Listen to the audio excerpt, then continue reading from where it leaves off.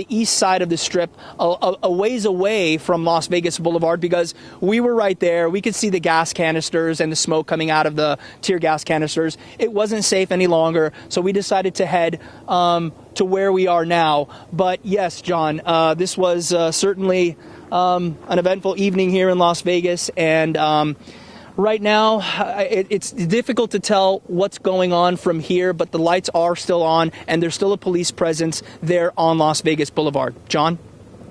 Do we know of any arrests made tonight?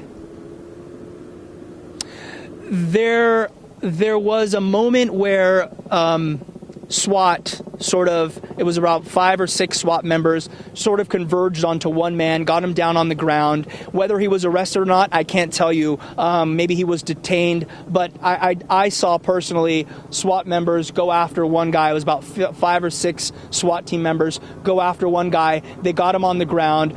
Gas canisters started going out onto the Strip, and at that. All right, well, we lost Enzo right there, so why don't we do this? Why don't we go over to Fox 5's Chris Redfern? There was a smaller demonstration out at downtown Summerlin earlier this evening, and Chris was there. Chris, what's going on out there right now?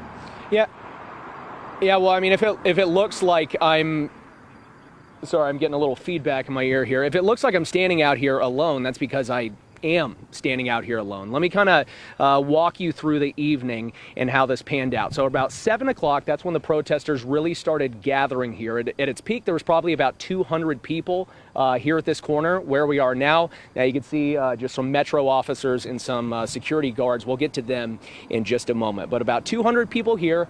A lot of signs, a lot of chanting, similar chants to what Enzo just mentioned. And then they started marching down this direction past the Las Vegas ballpark down to Charleston. Along the way, this was totally peaceful the whole time. No one threw anything. It was obviously vocal, and they were definitely addressing police as they marched, but completely peaceful. There's one point where they had to kind of cross a section of grass with some landscaping there near a private business. And whenever they did that, people were saying, no, be careful. Don't step on the flowers. We got to make sure we're sending the right message with this. So again, completely peaceful, kind of did a big loop. People started peeling off as that continued past 7 o'clock into the evening. And then by the time we rolled around to about 9:30, that's when the last of the protesters got in their cars. Some said they were going home. They needed to get ready for work tomorrow. Others said they were heading to the Las Vegas Strip. But at least I think the big takeaway tonight from Summerlin, in contrast to what we are seeing on the Las Vegas Strip tonight, is this has been completely peaceful, John. Okay, and while you get your earpiece back in there, there's been no property destruction then up there, correct? No, none that I've seen. The only arrest that I've seen was whenever we first got here. There was a few people I saw being detained down the street, but I tweeted that out. That's unclear if that's even tied in directly to the protest, but I've seen no destruction of property whatsoever since I've been here. No graffiti or anything. And have you talked to any protesters down there? I'm sure you have. And what's the indication you get? Is this something that's going to continue into the week? Or is this something where it might die down now as people get back into their work weeks, and after all, they are reopening Las Vegas and the Strip on Friday?